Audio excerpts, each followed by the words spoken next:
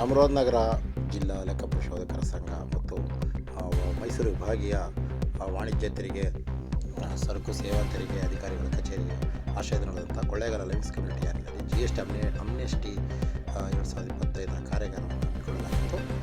ಈ ಕಾರ್ಯಕ್ರಮದ ಉದ್ಘಾಟನೆಯನ್ನು ಮೈಸೂರು ವಾಣಿಜ್ಯ ತೆರಿಗೆ ಲೆಕ್ಕ ಪರಿಶೋಧನಾ ವಿಭಾಗ ಆಡಳಿತ ವಿಭಾಗದ ಉಪಾಯುಕ್ತರಾದಂಥ ರಾಘವೇಂದ್ರ ಸುಣಗಾರ್ ಅವರು ಉದ್ಘಾಟನೆ ಮಾಡಿದರು. ಜಿಲ್ಲಾಧ್ಯಕ್ಷರಾದ ಚಾಮರಾಜನಗರ ಜಿಲ್ಲಾಧ್ಯಕ್ಷರಾದ ವೆಂಕಟೇಶ್ ಅವರು ಈ ಕಾರ್ಯಕ್ರಮದ ಲೆಕ್ಕ ಪರಿಶೋಧನಾ ವಿಭಾಗದ ಜಿಲ್ಲಾಧ್ಯಕ್ಷರಾದ ವೆಂಕಟೇಶ್ ಅಧ್ಯಕ್ಷತೆ ವಹಿಸಿದ್ದರು. ಈ ಚಾಮರಾಜನಗರ ಜಿಲ್ಲಾ ಹಿರಿಯ ಲೆಕ್ಕ ಪರಿಶೋಧಕರು ಹಾಗೂ ತೆರಿಗೆ ಸಲಹೆಗಾರರಾದಂಥ PM ಮಾದಪ್ಪನವರು ಈ ಬಂದಿದ್ದಂತಹ ಅಧಿಕಾರಿಗಳು ಮತ್ತು ಗಣ್ಯರನ್ನು ಸ್ವಾಗತ ಮಾಡಿದರು. ನಾರಾಯಣರವರು ಪ್ರಾರ್ಥಿಸಿದರು. ಮಂಜು ಕುಮಾರ್ ಅವರು ಎಲ್ಲರನ್ನ ವಂದಿಸಿದರು. ವಾಣಿಜ್ಯ ಅಧಿಕಾರಿಗಳಾದಂಥ ನಾಗೇಂದ್ರವರು ಪ್ರತ್ಯಕ್ಷತೆಯನ್ನು ನೀಡಿದರು. GST ಕೊಳ್ಳೇಗಾಲ ವಾಣಿಜ್ಯ ತೆರಿಗೆ ಅಧಿಕಾರಿಗಳು ಸಹಿತ ಅನೇಕ ಅಧಿಕಾರಿಗಳು ಲೆಕ್ಕ ಪರಿಶೋಧಕರು ಭಾಗವಹಿಸಿದ್ದರು.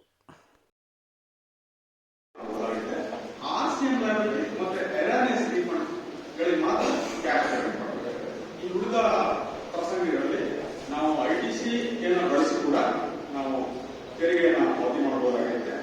ಎಲ್ಲೆಲ್ಲಿ ಮರುಪಾವತಿ ಪ್ರಕರಣ ಇರುತ್ತೆ ಮತ್ತೆ ಎಲ್ಲೆಲ್ಲಿ RCM ಲ್ಯಾಬಿಲಿಟಿ ಇರುತ್ತೆ ಅದನ್ನ ನಾವು ಕ್ಯಾಶ್ ನಲ್ಲೇ ಪೇಮೆಂಟ್ ಮಾಡಬೇಕಾದ ಅವಶ್ಯಕತೆ.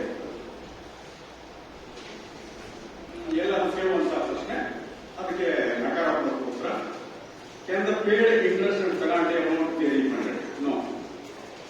ಇದು ಬಾಕಿ ಉಳಿಸ್ಕೊಂಡಿರೋದು ಮಾತ್ರ ಅನ್ವಯ ಆಗುತ್ತೆ.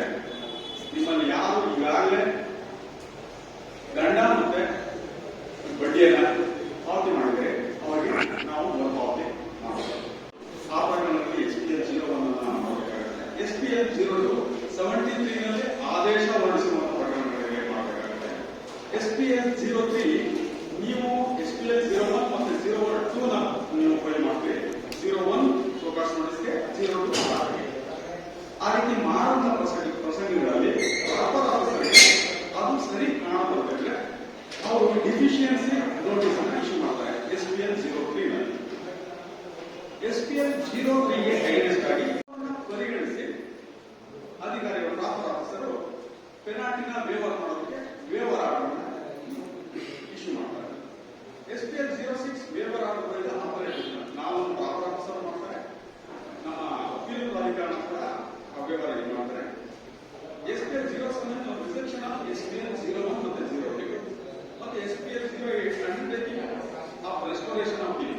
ನೀವು ಇಲ್ಲಿ ಹಿಂದಿನ ನಮ್ಮ ಕರ ಸಮಾಧಾನದಲ್ಲಿ ಕರ ಸಮಾಧಾನ ಆರ್ಡರ್ ಆದ್ಮೇಲೆ ಅಪೀಲ್ಗೆ ಪ್ರಾವಿಷನ್ ಇರಲಿಲ್ಲ. ಈಗ ಅಮ್ನೆಸ್ಟಿ ಸ್ಕೀಮ್ ಅಲ್ಲಿ ಅಪೀಲ್ಗೆ ಪ್ರಾವಿಷನ್ ಇರುತ್ತೆ. ಈಗ ಏನಾದ್ರು ರಿಜೆಕ್ಷನ್ ಆದ್ರೆ ನೀವು ಒರಿಜಿನಲ್ ಅಪೀಲ್ ಏನ್ ಫೈಲ್ ಮಾಡ್ತೀರಲ್ಲ ಆವಾಗ ನೀವು ಅದು ರಿಸ್ಟೋರೇಷನ್ ಆಗುತ್ತೆ. ನೀವು ಏನ್ ಮಾಡಿದ್ರೆ ನಮ್ಮ ಪ್ರಾಪರ್ ಆಫೀಸರ್ ಆರ್ಡರ್ ಮಾಡೋದು ನಿಮ್ಮ ಇದನ್ನ ರಿಜೆಕ್ಟ್ ಮಾಡಿ ಆರ್ಡರ್ ಮಾಡ್ತಾರೆ. ಹಾಗಾಗಿ ನೀವೇನ್ ಮಾಡ್ತೀರಿ, ಈ ಕರ ಸಮಾಧಾನವನ್ನು ಬಳಸ್ಕೊಳ್ಳೋದಕ್ಕೋಸ್ಕರ ಅಪೀಲ್ನ ವಿಡ್ರಾ ಮಾಡ್ತೀರಿ. ಆ ವಿಡ್ರಾ ಮಾಡೋದನ್ನ ಇಲ್ಲಿ ಏನಾದ್ರು ರಿಜೆಕ್ಷನ್ ಆದ್ಮೇಲೆ ನೀವು ರೆಸ್ಟೋರೇಷನ್ಗೆ ನೀವು ಅವಕಾಶ ಇದೆ. ರೆಸ್ಟೋರೇಷನ್ ಮಾಡೋದಕ್ಕೆ ಅವಕಾಶ ಇದೆ.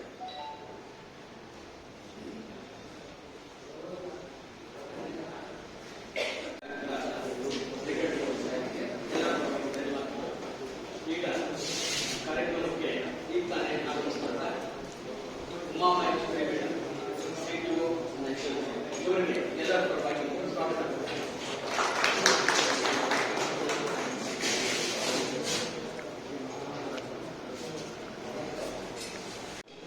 DRC 7 ಇಶ್ಯೂ ಆಗಿ ಅಡ್ಜುಡಿಕೇಶನ್ ಆಫ್ ಇಶ್ಯೂ ಆಗಿ DRC 7 ಇಶ್ಯೂ ಆಗಿದೆ. ಕೆಲವರು ಏನ್ ಮಾಡಿದ್ದೀರಾ ಅಂದ್ರೆ DRC 3 ನಲ್ಲಿ ಪೇಮೆಂಟ್ ಮಾಡ್ತೀವಿ. ಸೊ DRC 3 ನಲ್ಲಿ ಪೇಮೆಂಟ್ ಮಾಡಿದ್ರೆ ನಿಮ್ದು ಡಿಮ್ಯಾಂಡ್ ಹಾಗೆ ಇರಬೇಕು, ಅಲ್ಲಿ ಸೆಟಪ್ ಆಗಿರಲ್ಲ. ಅದಕ್ಕೆ ಒಂದು ವ್ಯವಸ್ಥೆ ಮಾಡಿದ್ದಾರೆ DRC 3A ಅಂತ.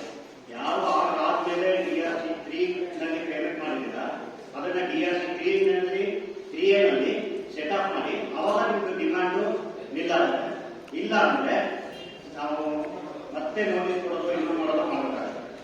ಆದ್ರಿಂದ ದಯವಿಟ್ಟು ನೀವು ಯಾರು DRC 3 ಮಾಡಿದಿರ ಪೇಮೆಂಟ್ ಮಾಡುವಂತ ಸಂದರ್ಭದಲ್ಲಿ ಆರ್ಡರ್ ಆಗಿದ್ದಕ್ಕೆ ನೀವು ಶೋಕಾಸ್ ನೋಟಿಸ್ ಕೊಟ್ಟಾಗ 1A1 ಕೊಟ್ಟಾಗ ಸರ್ಟಿಫಿಕೇಟ್ ಕೊಟ್ಟಾಗ DRC 3 ಮಾಡಿ. ಬಟ್ DRC 7 ಆದ್ಮೇಲೆ ಯಾಕಂದ್ರೆ ಪೇಮೆಂಟ್ ಎಗ್ನೆಸ್ಟ್ ಡಿಮಾಂಡೇ ಮಾಡಬೇಕು. ಬಟ್ ನಿಮ್ಮಲ್ಲಿ ಕೆಲವರು ಏನಾಗಿದೆ ಅಂದ್ರೆ DRC 3 ನ ಪೇಮೆಂಟ್ ಮಾಡಿಲ್ಲ, ಅದು ಸೆಟಪ್ ಆಗಲ್ಲ, ಡಿಮಾಂಡ್ ಹಾಗೆ ಕೊಟ್ಟಿರ್ತದೆ. ಅದನ್ನ ಸೆಟಪ್ ಮಾಡೋದು ಹೇಗೆ ಅಂದ್ರೆ ಒಂದು DRC 3A ಬಿಟ್ಟಿದ್ದಾರೆ,